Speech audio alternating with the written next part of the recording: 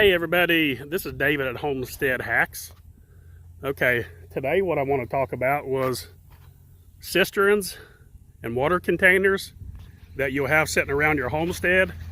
If you have a homestead, have a farm, you more than likely have one or multiple containers sitting around with water in them. The reason being, they're very, very handy for watering your animals. Washing your hands off. We have a drain, a valve on this where we can open and close it. This one right here is, you can see my bee yard in the background. I keep it here to keep my hands washed off primarily. Now, the only problem with having containers like this is, and this one right here doesn't have any in it, so it's a good example that I can show you what to do with. I don't know if we can spot any. I could see some. Right there's one. If you can spot it, right there, just come to the surface, is what I always called a wiggle tail. It's basically the larva of a mosquito.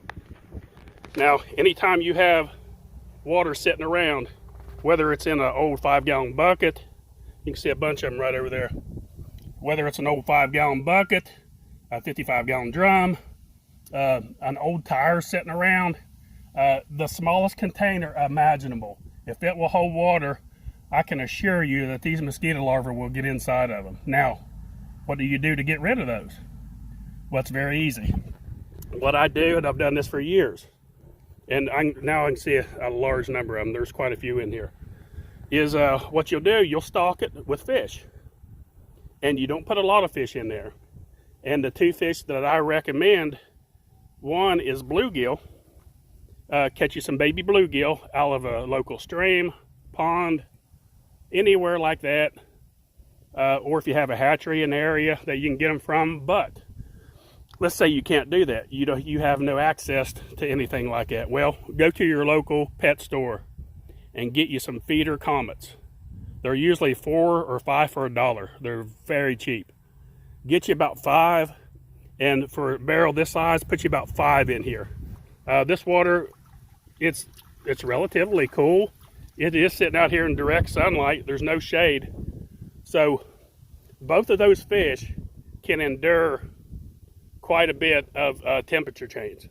The bluegill and the goldfish. The goldfish probably a little bit better, but the bluegill work just as well. And what they'll do, they will clean this water up for you. Now you would think they'd make it nasty, but it's just not like that.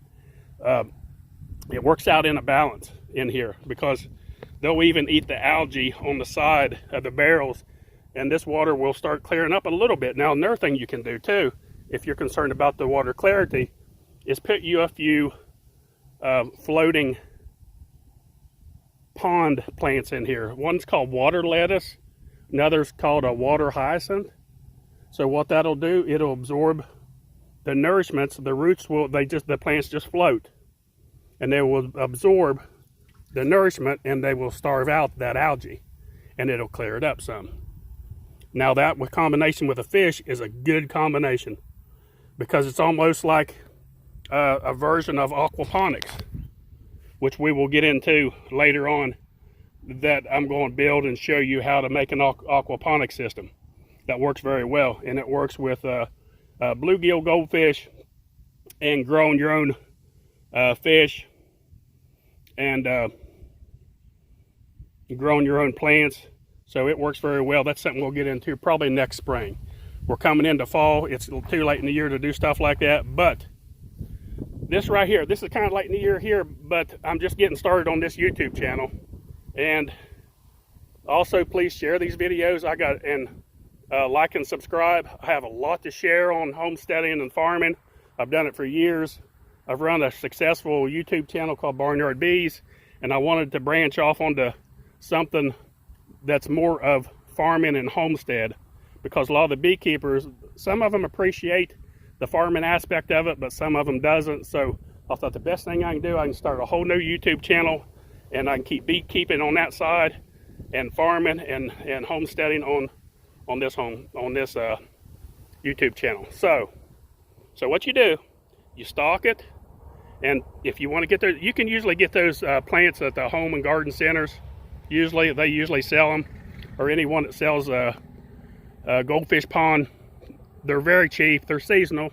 They'll die in the wintertime. Throw them away, buy some more, and they'll multiply. They'll fill this barrel up, and you'll have to actually divide them and move them to other barrels. Now, what I'm going to do, I got a trap set up there for some bluegill, and I'm going to go up there and see if we caught any. And if we caught any, bring them down, I'll stalk them, and we'll resume like that. Okay, here's my little catfish bluegill pond. There's my geese. I think I showed those in the introduction video. But anyway, what I've done, I initially set the trap over there, but I didn't catch any, so I moved it over here because that's where most of the bigger fish hide. So I put it over here. I'll pull it up one-handed style here, see if we can caught anything. Well, I think there's one in there. I pulled it up a little while ago and had two, but he must have got out because he was pretty tiny. But anyway, it's that little, it's just an example anyway of what I wanted to show. So what I'll do, and I'll stock more of these later on, but anyway, I'll go ahead and pull this apart. Right there's my bluegill. I'll unhook my snap here, and I'll just carry him over. Let me put it on pause so we don't take so long. Okay, I got it down here, and check your water temperature. Make sure it's pretty close to the same. I just felt it by hand. It was pretty close. I mean, it don't have, you can acclimate it. They don't have to be that close of a difference. I mean, bluegill and goldfish are pretty durable. So what I did, I just turned him loose, and one won't be quite enough, so I'll have to catch 2 or 3 more and put in there. But he'll start cleaning those bluegill, or those he'll start cleaning those wiggle tails up immediately. He'll start eating them as soon as it gets accustomed in there. It'll start cleaning those up. Now what this does also, this will reduce mosquitoes in your area. And because what happens is the adult mosquitoes will trust that this is a safe place to lay their eggs.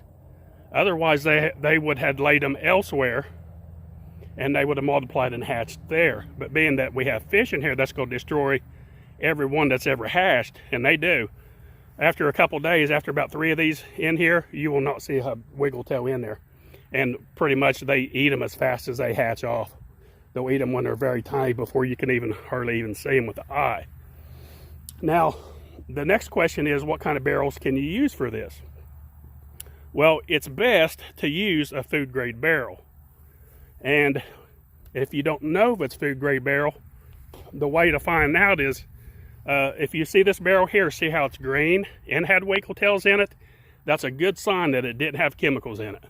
Because had it had chemicals in it, and depended on the chemical and how old the barrel is, because I got barrels up there that will not hold any fish at all. They just won't work. I've tried them and time again, and they just will not support any kind of life at all. This barrel is pretty much empty, but it is a good barrel. I've used it for watering, but you can see it's green in the bottom. It's got wiggle tails. That actually just needs dumped out. So get rid of those wiggle tails. That's one way to tell. That's the best way to tell. But if I got a barrel up here and it just doesn't hold any kind of life at all, you can stock goldfish, bluegill, it doesn't matter. That evening, those fish are dead. And what it is, it's had chemicals in it in the past. Now it has got to the point now where it can house a little bit of algae on the side, and it does have some wiggle tails. I noticed that now. That is surprising. I've never seen wiggle tails in here, but the water is still pretty clear. So it probably is.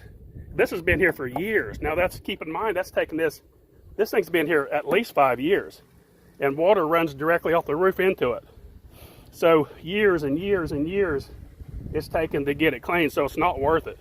If you have a barrel that has chemicals inside, that's had chemicals inside of it, avoid it 100%, because it's nothing but trouble.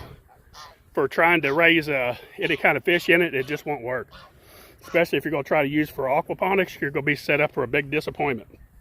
Make sure that, you know, fill it up with water, let it set for a week, see if it starts turning green, and see if it gets wiggle tails. If it does, you're good to go.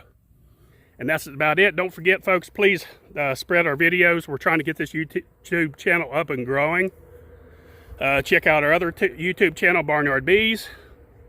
I'm going to try to spread this on some of the homestead groups on Facebook and such, and if you would help us spread it, so I will try to get a large number of videos out quick instead of only having 2 or 3 videos. I know people, it's hard for people to subscribe when there's only 2 or 3 videos, so I'm going to try the best I can to get a lot of ideas out fast. I'm going to try to put out 2 or 3 a week so they'll add up quick. So help us spread those and get this channel built up. I got a lot of knowledge to share with homesteading and gardening. And don't forget, click on the little bell, like and subscribe. Thanks for watching Homestead Hacks.